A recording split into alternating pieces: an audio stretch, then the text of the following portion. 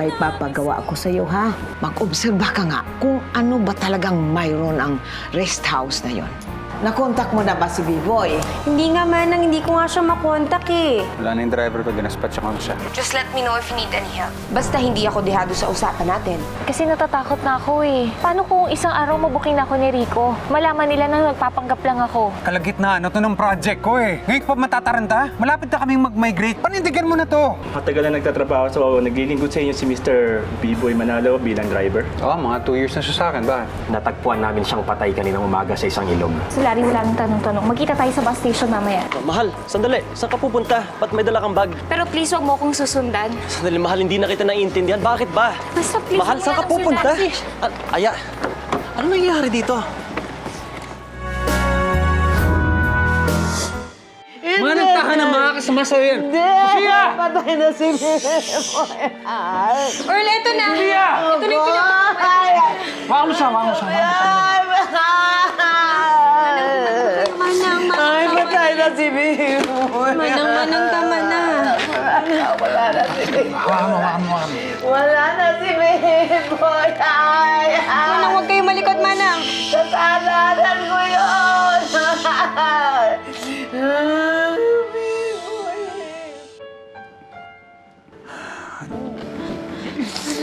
Tama na.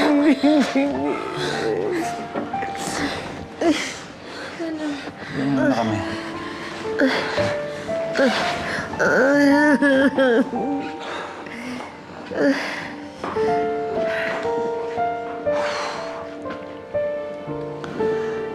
Alam kong naapektuhan ka sa pagkawala ni B-Boy Manang.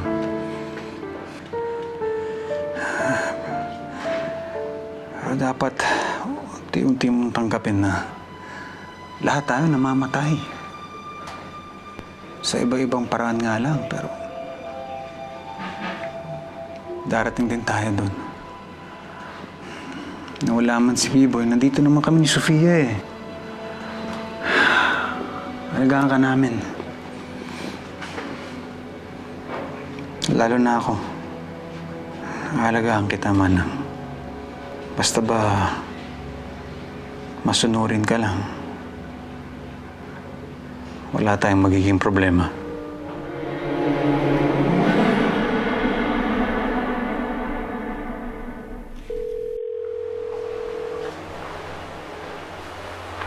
Ba't hindi mo pa rin ba matawagan si Maricar? Hindi pa rin eh. Bakit ba kasi siya umalis? Nag-away ba kayo? Sabihin mo nga. Ma, hindi naman sa ganun.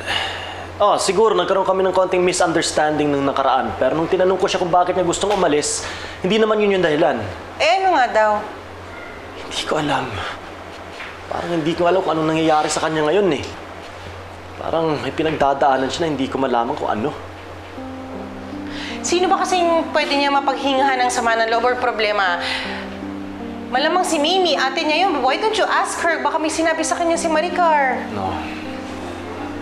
Hindi si Mimi ang kailangan ko ngayon. Ibang dapat kong makausap. Sino?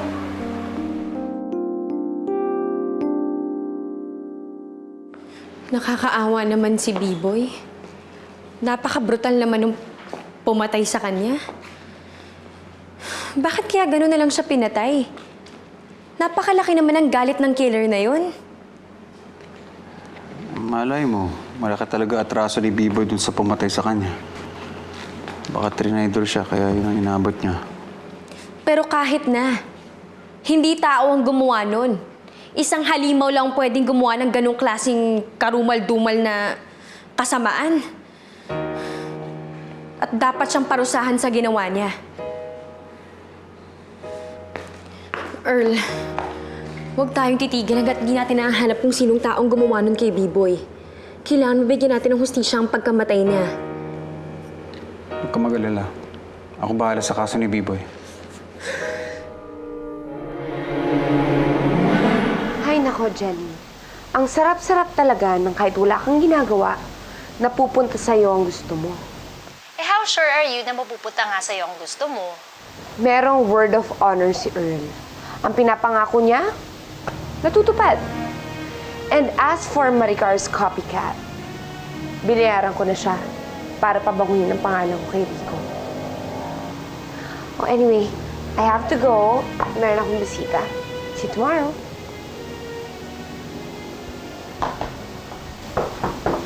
Coming.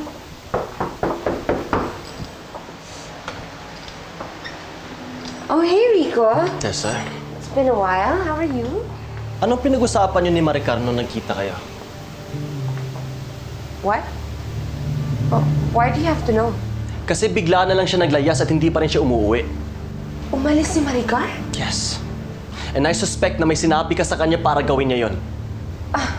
Teka lang nakipagbati ako kay Maricar sa harap mo mismo. And then now, you're gonna tell me that I influenced her to leave? Yes. Sino pa bang pwede magpasok nun sa isip niya kundi ikaw, Tessa? Alam mo, nananahimik ako dito. Bigla kang susulpot, tapos pagbibintangan mo ako sa maling desisyon ng asawa mo. Sorry. Sorry, hindi dapat kita pinagbintangan ng ganyan ay. Sobrang desperado na kasi ako na hanapin ang asawa ko ay. Pasensya na. It's okay. I understand. Kung kailangan mo ng tulong, andito lang ako. Hindi, okay lang. Ako na bahala dito. Kailangan ako mag-ayos na ito. Thank you na lang. Pasensya ulit. Sorry.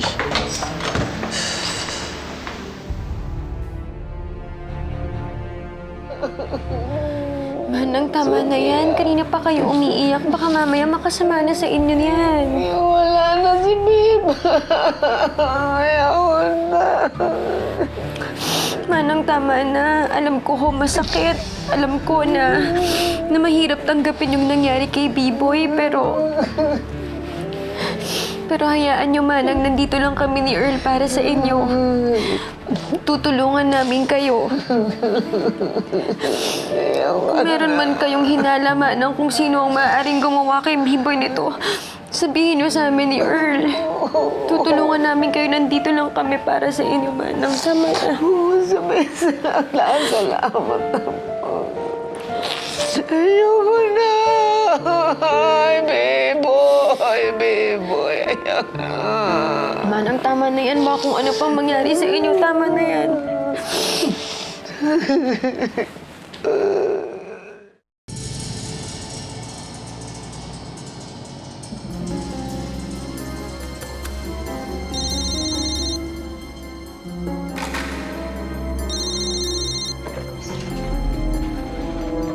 Tessa.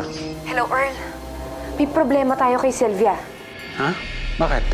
Umalis siya, naglayas siya, at hindi pa siya bumabalik. Ano?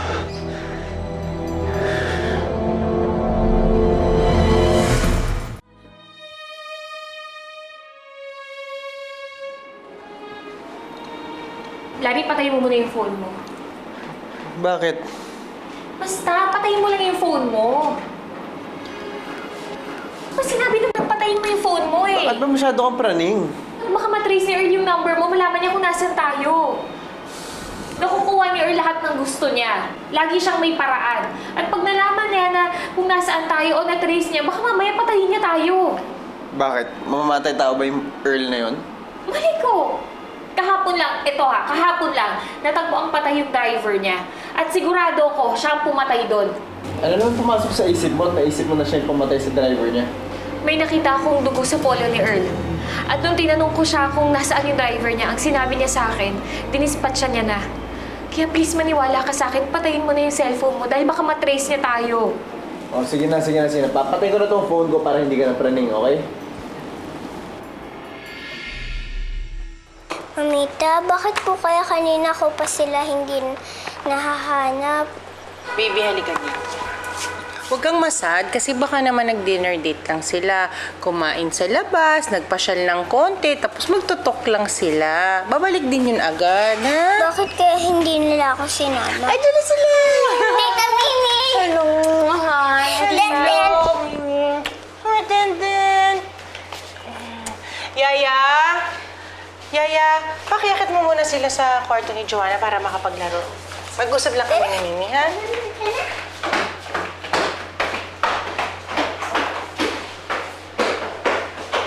Mimi, buti naman dumating ka. Alam mo, masisira na ulo ko dito sa bahay. Wala akong makausap kundi si Joanna.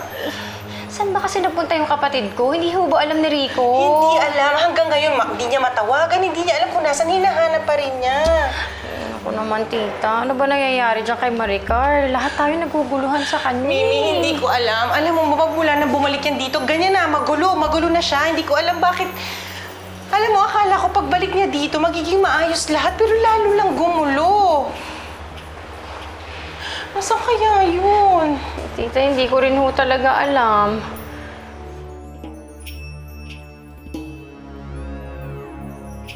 Okay. Okay, yun lang?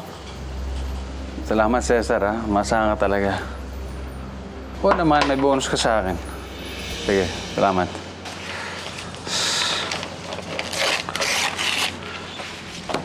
Para siguro ng silping yun, matatakasan niya ako.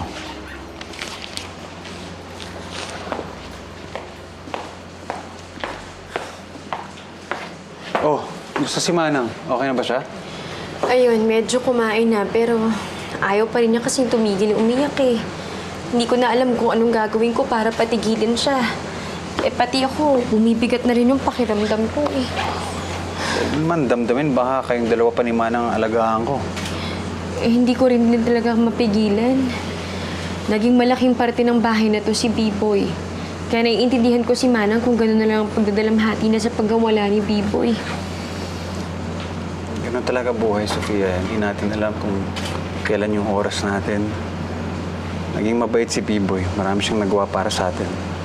Sobra-sobra pa ang naging serbisyo niya eh. Baka tama lang na kinuha siya ng Diyos para makapagpahinga na siya.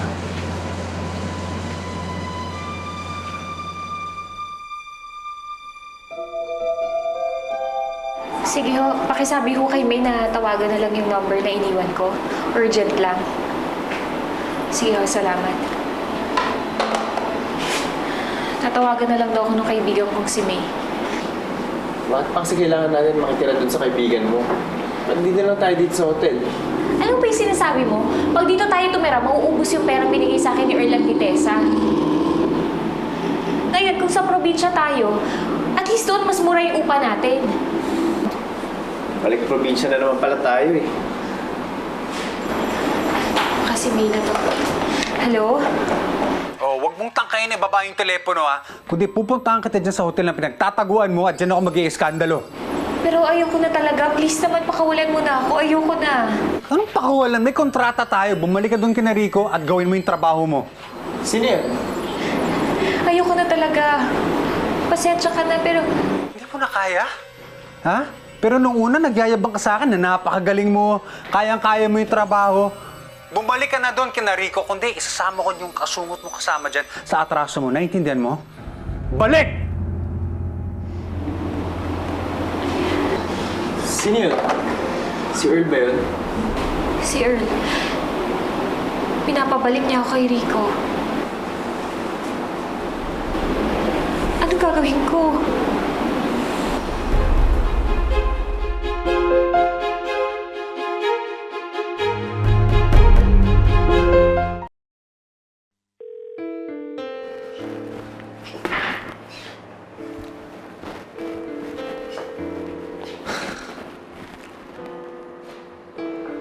Ano ba, Maricar? Nasaan ka ba? Bakit di ka pa umuwi?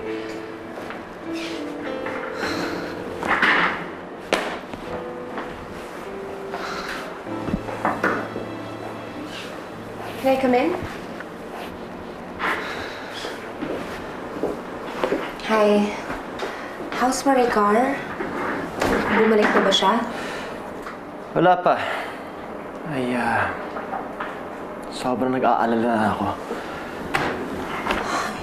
Rico, wala ka ba talagang idea kung saan siya nagpunta? I mean, she's your wife. Wala ka ba talagang clue kung kanino siyang pwedeng magpunta? Kilalang-kilala mo naman siya eh. Yun nga eh. Yun ang problema eh. It's like I don't know her anymore. Dati, sa kapatid niya lang siya pupunta pag may problema siya. Ngayon, hindi ko alam. Because she's not your wife. Ano yun? Oh, nothing. Basta kung kailangan mo ng tulong para hanapin si Maricar, huwag kang mahihiyang lumapit sa akin, ha? You know that I'm always willing to help you. Sige. Thanks, Tessa. You're welcome.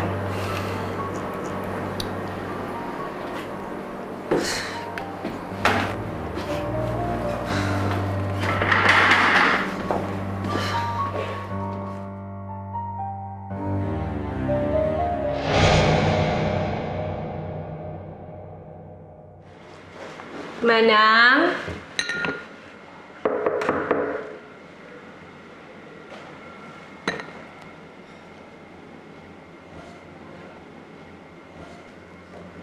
Manang?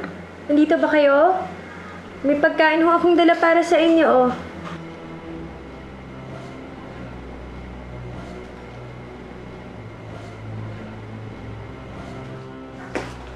Manang?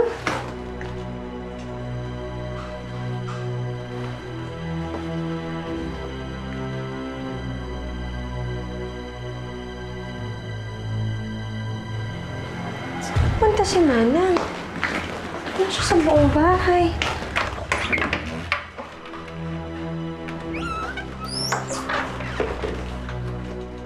Dito naman ang mga damit niya.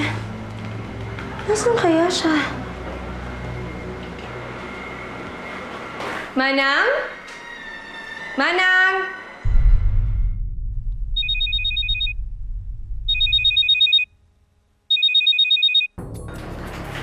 Mahal, buti tumawag ka.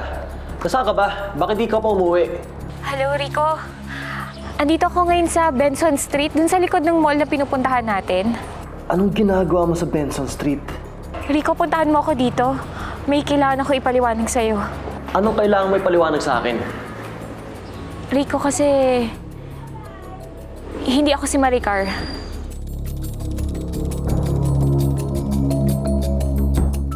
Rico, hindi ako si Maricar. Okay, wait. What do you mean hindi ikaw si Maricar? Rico, basta puntahan mo na lang ako dito para mas maipaliwanag ko sa'yo.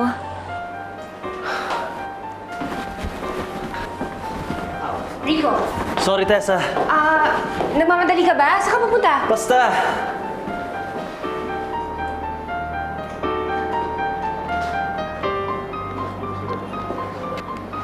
Hello, Earl.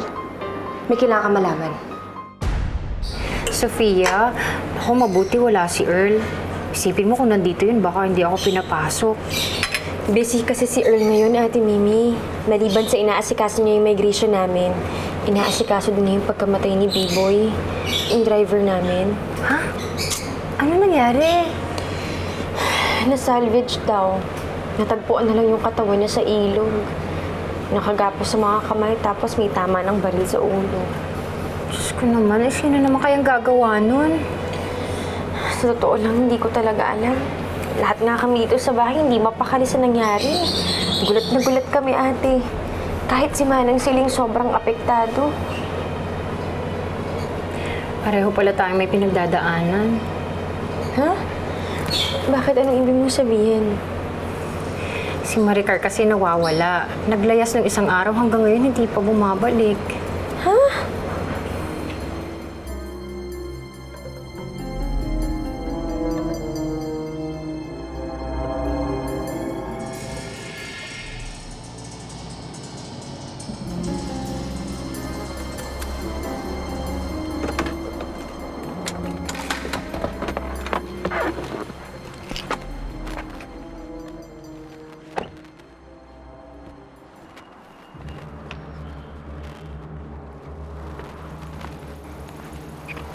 Rico? Rico! Maricar! Rico! Maricar! Maricar! Maricar! Maricar! Maricar! Kahit hanggang si Maricar. Ikaw may pakanan yan, no? Ikaw yung nagsabi sa akin kung saan sila nakita ni Rico. For all we know, ikaw yung bumundol sa kanya. Yung huling sinabi niya ang nagbabalik sa akin. Ano bang huling sinabi niya sa'yo? Ang sabi niya sa akin, hindi daw siyang totoong Maricar. Chine-check ko lang kasi yung mga gamit ni Manang. Nagtataka lang kasi ako dahil umalis siya nang wala siyang dalang ni isang gamit. Ang ibig lang sabihin yan, pabalik si Manang. Pero kasi napansin ko medyo parang may kakaibang kinikilo si Manang ngayon eh. Gaya ng... Palagi niyang binabanggit yung bahay niyo sa Antipolo. Ano kaya meron dun sa rest house niyo na sobrang attached si Manang? Sofia!